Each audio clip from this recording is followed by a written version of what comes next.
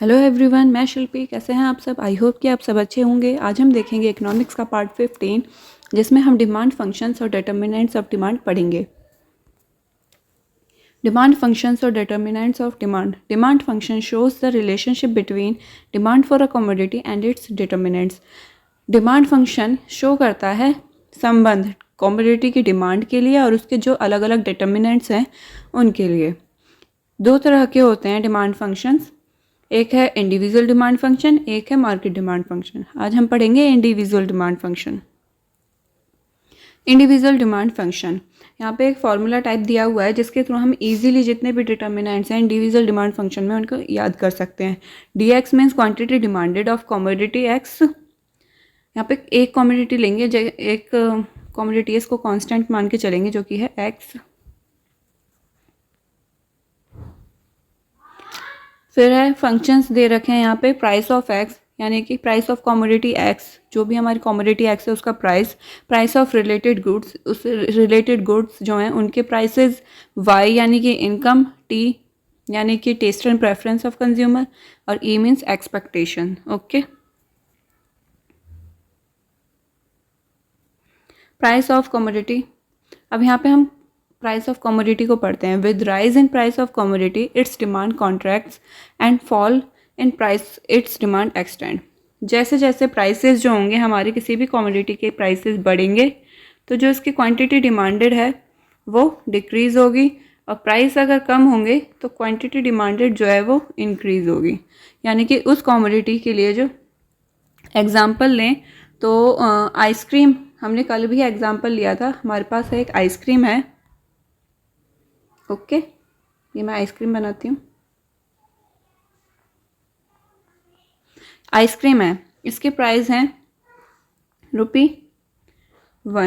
1 रुपये है, और एक कंज्यूमर है, सपोज कीजिए ए है वो कंज्यूमर, वो इसको खरीदेगा। अगर इसके 1 रुपये प्राइस है तो वो 4 आइसक्रीम्स खरीदेगा, और इसके प्राइस अगर बढ़कर 4 हो जाएं, प्राइसेस अगर बढ़कर 4 हो जाएं तो फिर वो एक ही आइसक्रीम खरीदेगा। तो यहाँ पे क्या है, जो क्वांटिटी डिमांडेड है इस आइसक्रीम के लिए वो क्या है, अगर प्राइस कम है तो क्वांटिटी डिमांड 4 है, लेकिन अगर प्राइस 4 है तो क्वांटिटी जो है 1 हो गई। तो यहाँ पे क्या है, क्वांटिटी घट रही है अगर प्राइस बढ़ रहे हैं तो। ओके, तो ये हमारा यहाँ पे प्राइस ऑफ कमोडिटी का क्या इफेक्ट पड़ेगा कि अगर हमारे प्राइसेस किसी भी कमोडिटी के बढ़ेंगे तो उसके लिए डिमांड कम हो जाएगी, उस कमोडिटी के लिए डिमांड कम हो जाएगी, और अगर प्राइस हमारे कम होंगे तो उस कमोडिटी के लिए डिमांड बढ़ जाएगी। और ये होता है हमारा इन्वर्स रिलेशन प्राइस और डिमांड के बीच, जो कि हमारा लॉ ऑफ डिमांड कहलाता है। क्या कहलाता है? Law of demand. ठीक, प्राइसेस ऑफ रिलेटेड गुड्स। अब यहाँ पे रिलेटेड गुड्स यानी कि सब्सटीट्यूट गुड्स या कॉम्प्लीमेंट्री गुड्स। सब्सटीट्यूट गुड्स कौन से होते हैं? जैसे कि चाय और कॉफ़ी। कौन से होंगे सब्सटीट्यूट गुड्स में? हम लेंगे टी और कॉफ़ी। ओके, अगर हमारे टी के प्राइसेस बढ़ रहे हैं, टी के प्राइसेस बढ़ रहे हैं तो ऑटोमेटिकली जो कॉफ़ी है उसकी डिमांड बढ़ जाएगी। लेकिन अगर हमारे कॉफ़ी के प्राइस बढ़ रहे हैं तो हमारी टी की डिमांड बढ़ जाएगी। ये होता है हमारे सब्सटीट्यूट गुड्स, जो एक दूसरे की जगह ले सकते हैं। तो यहाँ पे टी कॉफ़ी की जगह ले सकता है और कॉफ़ी टी की जगह ले सकता है। अगर एक के प्राइसेस में चेंज होंगे तो उसका इफेक्ट हमारा दूसरे उसी से रिलेटेड गुड पे पड़ेगा। जैसे कि टी और कॉफ़ी हो गए ना, टी की डिमांड बढ़ गई कब? जब प्राइसेस कम हो जाएंगे टी के, या फिर टी की डिमांड कब बढ़ेगी? जब कॉफ़ी के प्राइसेस बढ़ जाएं। कॉफ़ी के प्राइसेस बढ़ जाएं तो टी की डिमांड बढ़ गई, और अगर कॉफ़ी के प्राइसेस घट जाएं तो टी की डिमांड घट जाएगी और कॉफ़ी की बढ़ जाएगी। ठीक, ये होते हैं सब्सटीट्यूट गुड्स, जो एक दूसरे की जगह लेकर उनके प्राइसेस इफेक्ट करते हैं। एक के अगर प्राइसेस बढ़ेंगे तो दूसरे की डिमांड कम होगी, बढ़ जाएगी। एक के प्राइसेस अगर घट जाएंगे तो दूसरे की डिमांड कम हो जाएगी। ओके, एक है कॉम्प्लीमेंट्री गुड्स। कॉम्प्लीमेंट्री गुड्स क्या होते हैं? जो रिलेटेड होते हैं एक दूसरे से, जैसे कि कार एंड पेट्रोल। तो कॉम्प्लीमेंट्री गुड्स में हम एग्जांपल ले सकते हैं कार, पेट्रोल। अगर कार के प्राइसेस बढ़ेंगे तो हमारे जो पेट्रोल है उसकी डिमांड कम हो जाएगी, क्योंकि हम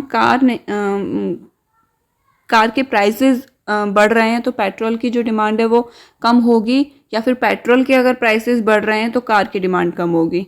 क्यों? क्योंकि कार पेट्रोल से ही चलती है। फॉर एग्जांपल एक और हम एग्जांपल लेंगे ब्रेड एंड बटर का।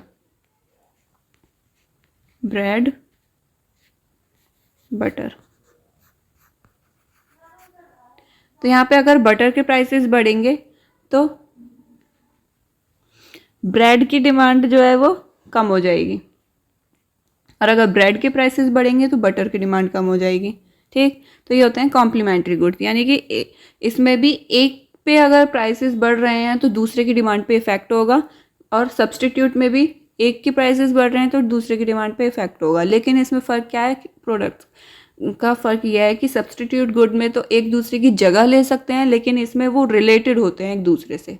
इसलिए जैसे कि अगर इंक की डिमांड, इंक के प्राइस बढ़ जाएं तो पेन के जो डिमांड है वो कम हो जाएगी, या फिर पेन के भी प्राइसेस बढ़ेंगे, क्योंकि इंक बढ़ रही है तो इंक का कॉस्ट लगेगा पेन में, तो फिर उसकी भी प्राइसेस बढ़ेंगे, जिससे क्या है कि उसकी भी डिमांड हमारी कम होगी। फाउंटेन पेन के प्राइसेस बढ़ गए तो उसकी डिमांड कम हो जाएगी। और सब्स्टिट्यूट गुड में जैसे टी है और कॉफ़ी है, इनके अगर टी के प्राइसेस बढ़ रहे हैं तो कॉफ़ी की डिमांड बढ़ेगी, क्योंकि वहाँ पे आप टी को अफोर्ड नहीं कर पा रहे हैं, और अगर कॉफ़ी के प्राइसेस बढ़ रहे हैं तो टी की डिमांड बढ़ेगी। ठीक, ये होते हैं प्राइसेस ऑफ रिलेटेड गुड्स। अब इसमें देखते हैं substitute good. Increase in price of one cause increase in demand for other, and decrease in price of one cause decrease in demand for other. वही कि अगर प्राइसेस बढ़ रहे हैं एक के तो दूसरे की डिमांड बढ़ जाएगी, और अगर प्राइसेस कम हो रहे हैं एक के तो दूसरे की डिमांड कम हो जाएगी। Complementary goods, fall in price of one cause increase in demand for other.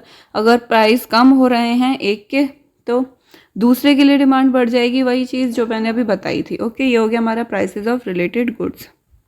Income of consumer, the demand for normal goods tends to increase with increase in income and vice versa. जो demand है normal goods की, income of consumer, income कैसे effect करेगी कि जो normal goods की जो demand है वो बढ़ जाएगी अगर हमारी इनकम बढ़ रही है, एंड वाइस वर्सा मीन्स अगर हमारी इनकम घट रही है, कम हो रही है, तो जो नॉर्मल गुड्स हैं उनकी जो डिमांड है वो भी कम हो जाएगी। और दूसरी तरफ जो इन्फीरियर गुड्स हैं जैसे कि कोर्स ग्रेन्स, वो भी घट जाएंगे अगर हमारी इनकम बढ़ रही है। उसमें क्या होगा, हमारी इनकम अगर बढ़ रही है तो हमारी इन्फीरियर गुड्स में डिमांड कम हो जाएगी, और अगर हमारी इनकम घट रही है तो इन्फीरियर गुड्स में डिमांड बढ़ जाएगी। अब ये इन्फीरियर गुड्स और नॉर्मल गुड्स होते क्या हैं? इन्फीरियर गुड्स वो गुड्स होते हैं जिनका पॉजिटिव रिलेशन होता है इनकम और डिमांड के साथ। पॉजिटिव रिलेशन होगा यानी कि अगर इनकम बढ़ रही है तो उनके लिए हमारी डिमांड बढ़ जाएगी। तो ये हो गया पॉजिटिव रिलेशन। जैसे कि ब्रांड प्रोडक्ट्स होते हैं ना, अगर हमारी इनकम बढ़ रही है यानी कि अब हम उन्हें अफोर्ड कर सकते हैं, यानी कि अब हम उन्हें खरीदेंगे। तो जैसे व्हीकल्स हो गए, हमारे पास पहले स्कूटर था लेकिन अब हमारी इनकम बढ़ गई तो हम कार ले सकते हैं।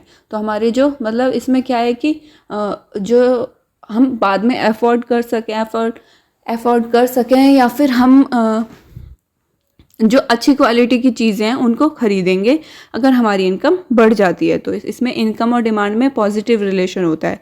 इन्फीरियर गुड्स वो गुड्स होते हैं जो कि नेगेटिव रिलेशन शो करते हैं इनकम और डिमांड के बीच। यानी कि इनकम अगर बढ़ रही है तो फिर हमारी जो डिमांड है वो उस प्रोडक्ट के लिए कम हो जाएगी, क्योंकि अब हमारी इनकम बढ़ रही है तो हम जो लो क्वालिटी प्रोडक्ट्स हैं उनको ना खरीदते कहीं और के प्रोडक्ट पे अपनी इनकम को स्पेंड करेंगे। जैसे कि कैंड प्रोडक्ट्स हो गए ना, या फिर फ्रोज़न फूड हो गया, अब हम उनको खरीदेंगे ना कि नॉर्मल चीज़ों को, यानी कि सस्ती चीज़ों को ना खरीद के अब हम अपनी इनकम को अच्छी चीज़ों पे वो करेंगे, स्पेंड करेंगे। तो ये नॉर्मल गुड्स में क्या है कि पॉजिटिव रिलेशन होता है डिमांड और इनकम में, और इन्फीरियर गुड्स में नेगेटिव होता है डिमांड और इनकम में।